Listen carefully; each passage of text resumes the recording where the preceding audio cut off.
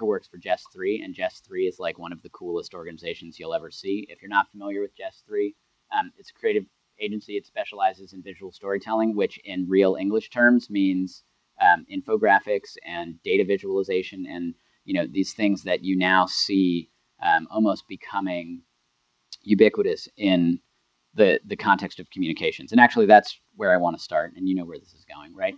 It seems to me that anybody can create an infographic today. Anybody can visualize data and come up with a pretty picture and make their storytelling more compelling. When that happens, presumably the impact of that form of communication decreases. So what is it that we need to know about visual storytelling and data visualization and infographics that is that key to success? What is it, if it's not the product, that changes the game? That's a really good question, and I'm glad that you're a fanboy. I'm definitely not the one that makes the magic happen at JESS3 in terms of how great our stuff looks. A lot of people do come to us for infographics. It's definitely a buzzword. Everyone wants one. I think a lot of people try to make their own in Paint. I encourage you not to do that. But what makes it really good is several things. As an agency that specializes in creative and data visualization, we're really good at making things look beautiful. And the bottom line is people like to look at things that look good. They don't like to look at things that look crappy. But the thing is that you also have to peel back a little bit and see what's underneath. So it needs to look good, but it also needs to have a solid message and solid data that's supporting that message. So a lot of times brands come to us and say, well, we want an infographic that talks about our new product or talks about our new service. And usually they want to just cram it down with the messaging that they really like to hear. Well, that's usually not what people want to hear. If you like the way the message sounds, or if you like the story that the data is telling, chances are that that's kind of choir preaching. And that's not going to be the message that is going to win the internet. JESS3 wakes up every day and we say to ourselves, how can we win the internet today? You have to think about, it's got to look good, it's got to have the right data to support the message that you're trying to say, and the message needs to be the right message. So one of the interesting things I see in a lot of the visual storytelling and infographics, including many that you do, but not all, is that they do come across as nice to look at and sort of happy and friendly. And when you're talking about an issue that is not good to talk about, not happy to talk about, how do you break through with that message, right? How do you actually get people to understand famine and what's happening across the world in a way that syncs with the visual appreciation that the brain gives towards the types of information you put together? I think that's a great question. I mean, I personally love Don Draper. I think we all really think that we wish that we were living in a Mad Men world. But the thing is that things have changed since the 1960s, and advertising is not solely based on happiness. There's a lot of things that we could use advertising to disrupt and innovate and talk about these issues that no one wants to talk about. One example that comes to mind is that we did a series of infographics for Amnesty International for their 50th anniversary, and right smack dab in the center is a big noose that's hanging down in the center. I mean, that's not pretty. There's blood dripping from it, and it got picked up on a lot of big blogs, including the ACLU. So you just have to be ready to make people uncomfortable. I'm all about making people uncomfortable.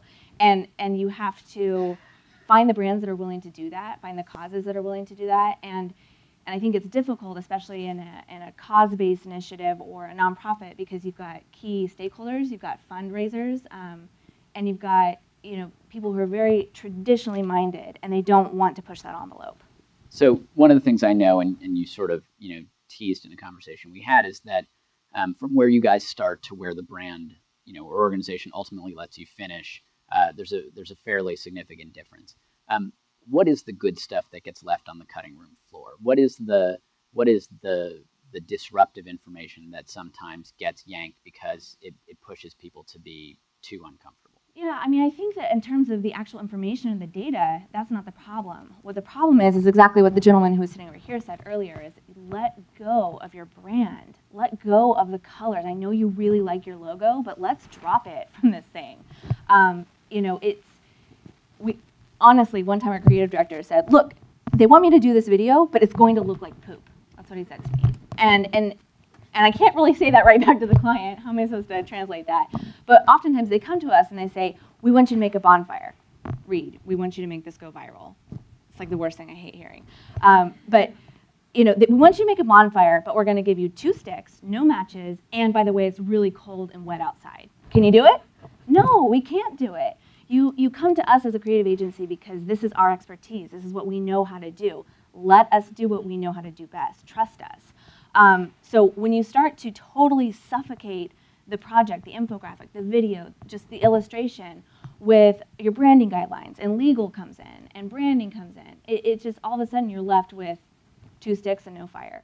So I think in that process, what often happens is that we oversimplify the issues. Frankly, I think most of the communications around serious issues gets oversimplified because we don't have faith that the audience is going to spend the time or appreciate the depth of the information, explore what the sources are, et cetera, et cetera. What pushes someone to the next step through an infographic, right? If all you did was deliver something that we looked at and we're like, that's great, put it in my pocket, never revisit again, you haven't had any more impact than any other form of communication. Right. So what is it that you can do or that we can take away as a lesson in terms of visual storytelling that allows someone to push to that next action, whether that's learning something more or some definition of becoming more deeply engaged and deeply involved? Right. I mean, the first thing is you really do have to make it look good. You have to get people's attention. If it doesn't look good, then they're not even going to try to give it attention. I mean, people need snackable, digestible content that looks good. So a lot of organizations, companies, nonprofits have a lot of white papers. The Economist came to us. They had a 150-page report that they put together that had fascinating data. Now, there are some fanboys of The Economist out there who are going to read every last page, but there are a lot of us who are absolutely not going to. So you need to pull out the key points. What is the most interesting thing here? What's the thing that people don't know about? I mean, we all know that there's a lot of the famine in the world. We all know that there are problems in the Middle East. But what don't we know? So we do try to put all of our strategists on a project and really pull out those nuggets of information so that it's snackable. So one of the unrealistic expectations that most people in causes and nonprofits have is that you're going to see an infographic or get an email or attend an event, whatever, and then you're going to become instantly deeply committed, right? The analogy I always give is like dating. You go, you flash a good line at the bar, someone gives you their phone number and you're like, sleep with me right now, come on. And they do it, right? Because you just close the deal because you got the phone number.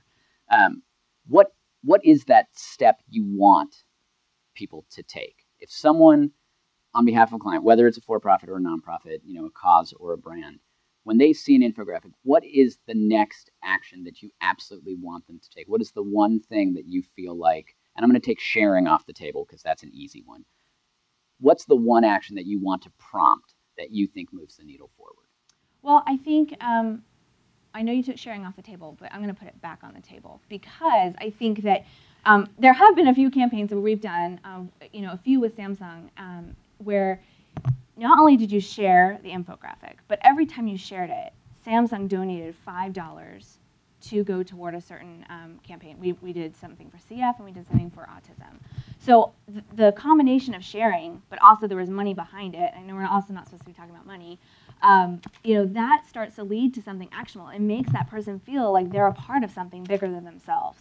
So I think when you tie an infographic or a piece of content to a larger initiative that allows someone to really feel like they can make a difference, they can help, I think that's where you really start to see some movement. So aside from asking you to make bonfires out of nothing, what is it that you wish people would stop asking for or thinking about in the context of visual storytelling? What is it that we don't understand that if we can take that off the table as one of the things that it does, or stop spending our time trying to achieve, is actually going to give you guys an opportunity to tell better stories or help organizations to integrate these more visual ways of presenting their data and information in a compelling way? What do we need to stop to get out of it? We need to stop just thinking in the same terms that we've always been thinking of, and you need to start thinking about what types of content can you really leverage. Do you have an annual report? Do you have meetups or summits where you can have a lot of people bringing a lot of data into something that you could visualize into a quick infographic, even at the end of the event, something quickly that you can turn out? So stop thinking about just the very traditional ways of doing things. And I know that sounds very basic, but people are not understanding the basics. So that'd be what I'd say. All right. Congratulations. Thank you. You have earned a copy. Great.